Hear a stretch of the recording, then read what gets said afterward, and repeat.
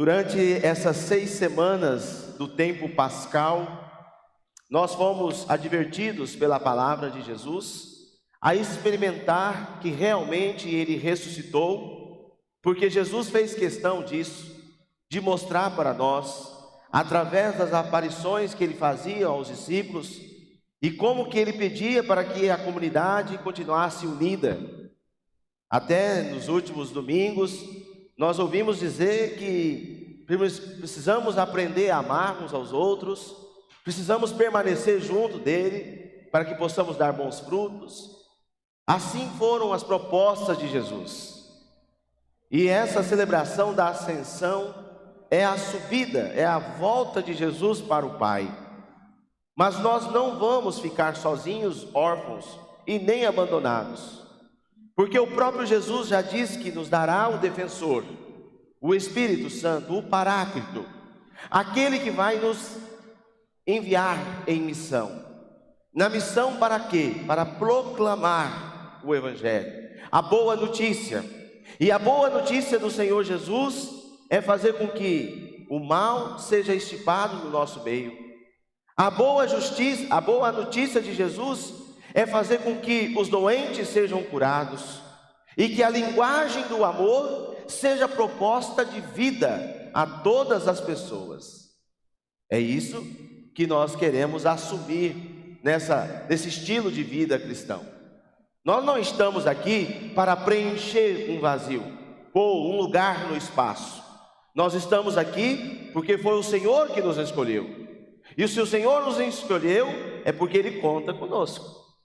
Ao mesmo tempo que Ele pede que nós sejamos suas testemunhas. Na primeira leitura tirada do livro dos Atos dos Apóstolos, e quem escreveu o Atos dos Apóstolos foi o evangelista Lucas. Ele concluiu o Evangelho de Lucas e agora ele escreve o livro dos Atos, que é a experiência da vida de comunidade. Por isso ele começa dizendo: no meu primeiro livro, ó Teófilo. Essa palavra Teófilo aqui significa o amigo de Deus. Teo, Deus, filo, amigos, amigos de Deus. E quem são os amigos de Deus? Somos todos nós. Que em outras palavras, nós somos discípulos de Jesus. Porque senão a gente consegue fazer um corte, achando que os discípulos de Jesus foram aqueles lá, Marcos, Pedro, Tiago. Não, todos nós nos tornamos discípulos de Jesus. E quando é que nós tornamos discípulos? Como dizia a segunda leitura de São Paulo tirada dos Efésios, quando no batismo nós assumimos uma vocação. Nessa vocação santa a qual todos nós somos chamados. Engraçado que Paulo fala aqui que nós precisamos, de fato, com toda a humildade e mansidão, suportar-vos uns aos outros, com paciência no amor. O sentimento que está faltando para nós: paciência e amor. Porque a evolução está muito rápida, as pessoas estão muito agressivas, nós estamos assim. E quando a gente olha essa palavra, e aí a gente precisa rever a nossa caminhada cristã.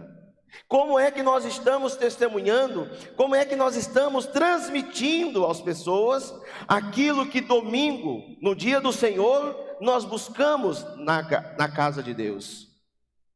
Na primeira leitura nós ouvimos os discípulos sendo exortados para não se afastar de Jerusalém, para permanecer em Jerusalém, até que o Espírito Santo seja manifestado neles, e eles, cheios do Espírito Santo, poderão então caminhar. O Evangelho e a vida se faz no caminho. Não dá para sermos cristãos parados. De vez em quando a gente gosta disso, né? Ainda mais agora que a televisão, né, as redes sociais conseguem chegar até a nossa casa. Porque você liga a televisão no canal tal, você tem um programa religioso, você tem uma novena, você tem um terço, você tem uma missa, você tem uma adoração. E aí, opa, beleza, eu vou ficar aqui mesmo em casa. Olha, não é isso. Não é isso. Nós precisamos de fato fazer esse caminho com Cristo. Nós precisamos anunciar ao mundo aquilo que Jesus diz no Evangelho: ide pelo mundo e pregai o Evangelho. E anunciai o Evangelho a toda criatura. Porque senão nós corremos o risco de ficarmos como aqueles discípulos que ficaram olhando para o céu, esperando que algo acontecesse de extraordinário. Mas o extraordinário só vai acontecer se nós de fato nos colocarmos em missão. E a missão aqui é a palavra fundamental para a nossa igreja. A missão significa: eu falo a Deus, ou seja, eu faço a experiência de Deus, e depois que eu faço essa experiência, eu propago esse Deus para o mundo. Aí eu falo de Deus. Não é possível falar de Deus se você não falar a Deus.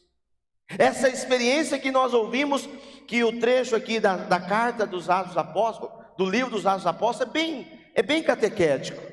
Ele começa dizendo: olha, foi o que Jesus veio, né, durante 40 dias apareceu falando sobre o reino. Durante uma refeição ele deu essa ordem, e depois vos batizou com o Espírito Santo. Domingo que vem nós celebraremos a festa da igreja, o nascimento da igreja, é a festa de Pentecostes.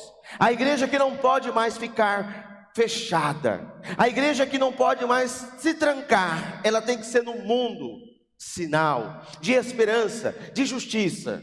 Ela tem que ser o sopro novo da vida, ela tem que ser o sopro do Espírito Santo que ressoa e faz difundir os espíritos maus, as serpentes, os demônios que ainda existem no meio de nós.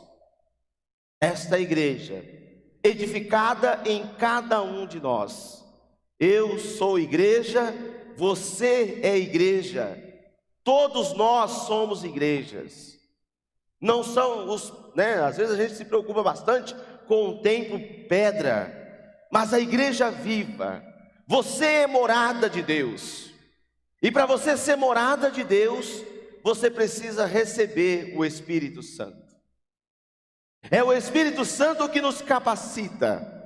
É o Espírito Santo que abre as janelas, Quando a gente acorda de manhã, a gente abre a janela, a gente recebe um vento assim, gostoso. Quando a gente está com calor, assim, o negócio, a gente abre aquela janela, aquele vento impetuoso vem e refresca, e ao mesmo tempo nos provoca a irmos ao encontro do outro. Não tem como ser igreja fora da igreja. Não tem como ser cristão fora da igreja.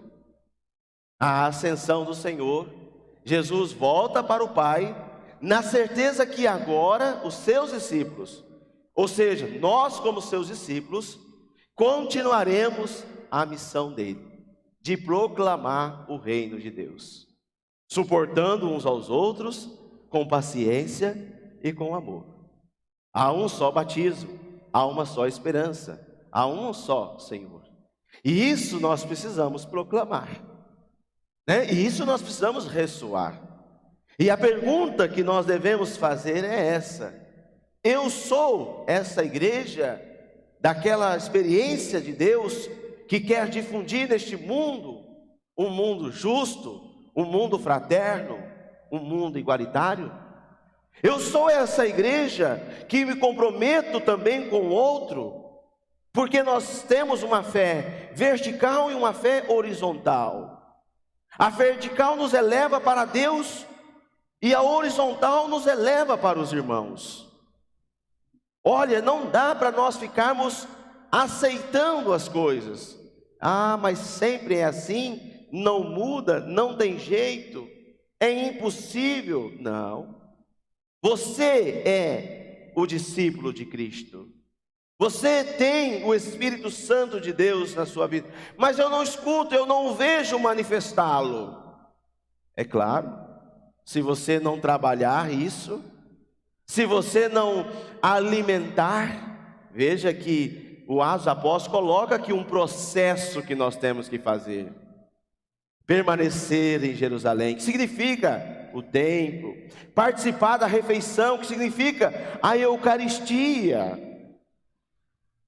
Antigamente, Eu até quero um dia ter nessa igreja um confessionário, né? O pessoal mais antigo vai lembrar disso. Geralmente na porta da igreja, quando você entrava do lado, tinha um confessionário. E o padre, antes de começar a missa, ficava ali para atender a confissão. De quem? De quem faltou da missa do domingo passado. Imagina se tivesse, tinha que ter uns 100 padres, né? Nós deveríamos ter uns 100 padres para poder atender. Porque quando eu fico longe da Eucaristia, quando eu fico longe da vida de comunidade, o pecado está impregnando em mim. E aí os espíritos maus tomam conta de mim. E nós começamos a olhar e refletir: por que a família vai mal? Por que a sociedade vai mal? Por que as pessoas estão tão indiferentes? Claro, se afasta da refeição, se afasta da Eucaristia, se afasta, né, do sacramento da confissão, se afasta. Não dá. Permanecei em Jerusalém, até que o Espírito Santo manifeste em vós. E nós não podemos sair. Nós estamos tendo a novena de Pentecoste todos os dias. E às vezes a gente percebe, né? Não fui, não deu tempo, né? Tal. E assim a gente precisa se identificar. Que tipo de cristão nós queremos ser? Aqueles que ficam olhando para o céu, como dizia a primeira leitura, esperando que algo aconteça? Ou somos aqueles discípulos que olham para o céu e sabemos que para lá nós vamos, mas que o céu também precisa começar aqui, agora. Eu sempre, quando vou aos velórios, eu digo às pessoas: não adianta a gente rezar ali no velório pedindo o céu para aquela pessoa, se ela no dia a dia não foi céu. Essa é uma reflexão pessoal que cada um de nós temos que fazer. Claro que nós confiamos na misericórdia do Pai, e sabemos que Ele é misericordioso. Mas nós precisamos também permitir, olha aqui que é bonito esse texto, né? Há um só Senhor, há um só batismo, há um só Espírito, há uma só esperança, a qual foste chamado.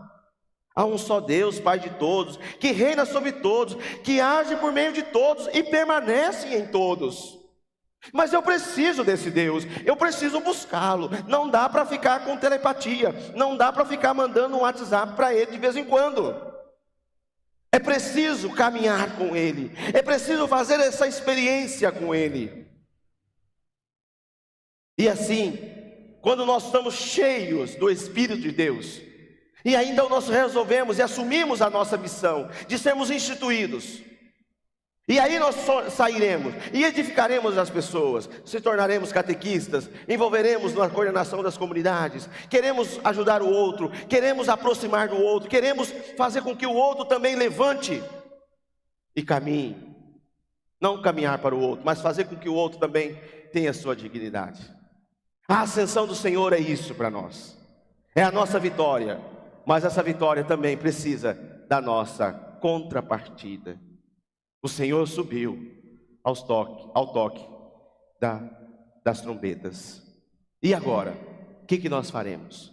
Vamos ficar aqui esperando algo extraordinário acontecer? Não, nós vamos caminhar, porque os ventos contrários sempre virão. Santa Paulina dizia: apesar dos ventos contrários, permanecerei firmes no Senhor Jesus. Faça isso, não temas, pois o Senhor é contigo. Louvado seja nosso Senhor Jesus Cristo. A vontade é falar mais, mas tá bom, né? Hoje assim a gente de vez em quando levanta meio querendo falar bastante, mas espero que ajude vocês, assim como eu também. Porque de vez em quando a gente olha um pouco ao lado direito, ao lado esquerdo, a gente olha para frente, a gente olha para trás, e vai sentindo um vazio, vai sentindo uma desmotivação, mas somos testemunhas de Jesus. Você diga isso para você mesmo: eu quero ser testemunha de Jesus, sabe? Isso, pode dizer mesmo, eu quero ser uma testemunha verdadeira de Jesus. Isso, eu não vou me deixar levar por qualquer coisinha não. né? É porque de vez em quando qualquer pessoa vem e nos adocica a fé, mas nós não. Nós também queremos experimentar a cruz, porque a cruz nos dá a ressurreição, a cruz nos dá a vitória, né? Não é isso? Mas quem não quer cruz também não merece vitória, mesmo